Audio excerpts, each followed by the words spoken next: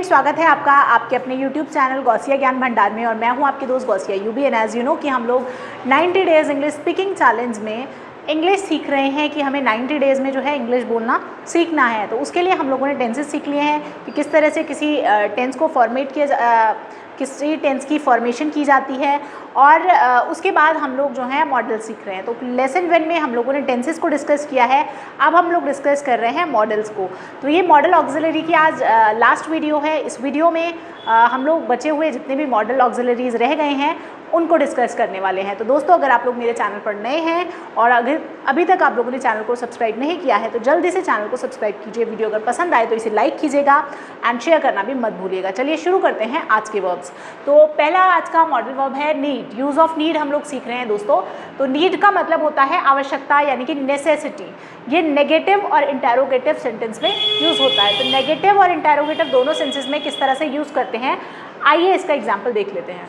तो पहला एग्जाम्पल है I need not work so hard. ये नेगेटिव सेंस में हमने यूज़ किया नीड नॉट। तो I need not work so hard मतलब मुझे इतनी ज़्यादा मेहनत करने की ज़रूरत नहीं है।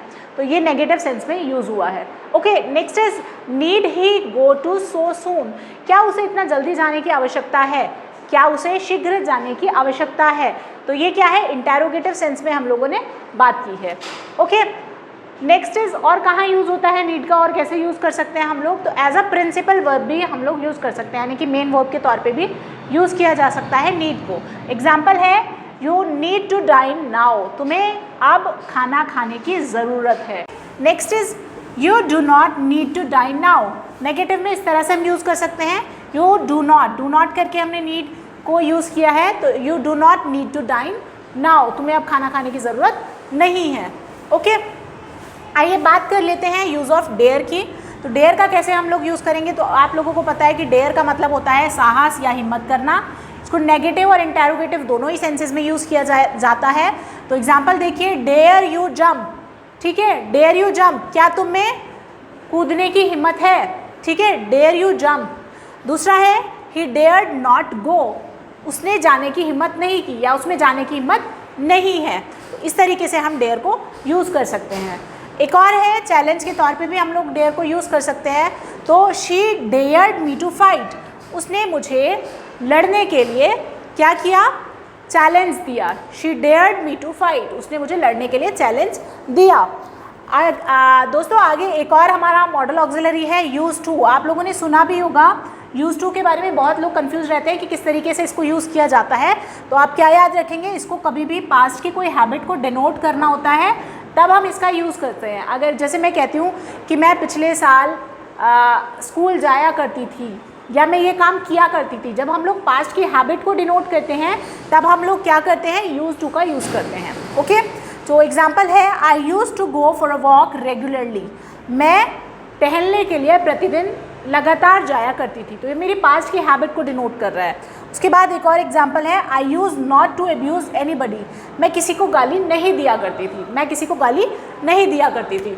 तो गाइज़, आइए अपना लास्ट मॉडल ऑक्सिलरी देख लेते हैं कौन सा। ओके दोस्तों, तो आइए बात कर लेते हैं यूज़ ऑफ मस्ट की। तो मस्ट में भी नेसेसिटी और ऑब्लिगेशन का भाव होता है। ये भी नेसेसिटी को और ऑब्लिगेशन को यानी कि बाध्यता के तत्व को प्रदर्शित करता है, डिनोट करता है। तो एग्जाम्पल देखिए, एग्जाम्पल से आप लोगों को इजीली समझ आ जाएगा। You must work hard to get success. तुम्हें सफलता पाने के लिए तुम्हें कठिन परिश्रम करना चाहिए। तो सफलता पाने के लिए तुम्हें कठिन परिश्रम करना चाहिए के लिए हम लोगों ने चाहिए के सेंस में मस्ट का यूज़ किया है। तो ऑब्लिगेशन एंड नेसेसिटी की यहाँ पर बात हो रही है। ओके, दूसरा एग्जाम्पल है we must pay our income tax in time, यानी कि हमें अपना इनकम टैक्स जो है टाइम पर पे करना चाहिए। नेक्स्ट इज एम्फेटिक एडवाइस, मतलब ज़ोरदार सलाह। जब हमें किसी को ज़ोरदार सलाह देनी है तब भी हम लोग मस्ट का यूज़ करेंगे। So you must not cheat anyone, तुम्हें किसी को धोखा नहीं देना चाहिए।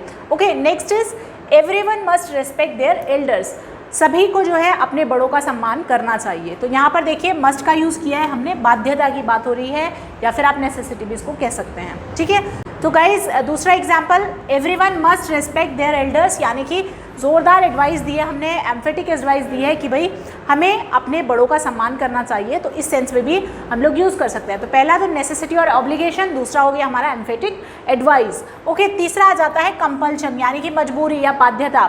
ठीक है, तो भाई you must obey the laws of country, तुम्हें जो देश के जो कानून हैं उनकी जो है उनके पालन करना चाहिए, तुम्हें कानूनों का पालन करना चाहिए कंट्री की। तो यहाँ पर क्या है, कंपल्शन हो गया, करना ही पड़ेगा, ऐसा नहीं है कि हम कानूनों का पालन ना करें। ठीक है, तो जब बाध्यता मतलब कंपल्शन हो जाए, मजबूरी हो जाए, तब भी आप लोगों को मस्ट का यूज़ करना है। Okay, next is prohibition. Prohibition का मतलब होता है निषेध, किसी बात की मनाही। तो यहाँ पर हम लोग क्या करते हैं, मस्ट के साथ में नॉट का यूज़ कर सकते हैं। ठीक है, मस्ट के साथ हमें नॉट का यूज़ करना होता है। किस तरीके से, नेगेटिव सेंस में है, प्रोहिबिशन किया गया है, निषेधाज्ञा की बात हो रही है, निषेध है कोई बात, तो क्या कहता है, you must not peep into others mobile, तुम्हें दूसरों के मोबाइल में नहीं झांकना चाहिए। ठीक है, जब हम लोग क्या कर रहे हैं, नेगेटिव में यूज़ कर रहे हैं, तब हम लोग मस्ट नॉट का यूज़ करेंगे। ओके, उसी के साथ एक और एग्जाम्पल है, you must not park your car in no parking zone या नो पार्किंग एरिया। तो तुम्हें अपनी कार नो पार्किंग एरिया में पार्क नहीं करनी चाहिए, तुम्हें अपनी कार नो पार्किंग एरिया में पार्क नहीं करनी चाहिए। तो गाइस, ये थे हमारे मॉडल ऑक्सिलरीज जिनको हमने 3 से 4 वीडियोस में कवर किया है। तो यहाँ पर आपको सारे ही मॉडल वर्ब्स यानी मॉडल ऑक्सिलरीज जो है सिखा दिए गए हैं। आई होप कि आप लोग इनका यूज़ अच्छे से समझ गए होंगे कि किस तरीके से इसका इस्तेमाल होता है। अगर फिर भी आप लोगों को कोई डाउट है तो कमेंट सेक्शन में ज़रूर बताइएगा। आने वाली वीडियो में हम लोग अपना लेसन 3 शुरू करेंगे, जो भी हम लोगों का इंग्लिश स्पीकिंग 90 डेज चैलेंज में मैंने आप लोगों को बताया हुआ है। सो आई होप कि वीडियो आपको पसंद आया होगा। पसंद आया है तो इसे लाइक ज़रूर कीजिएगा, शेयर कीजिएगा और चैनल को सब्सक्राइब करना मत भूलिएगा। Thank you so much for watching. खुश रहिए, मुस्कुराते रहिए।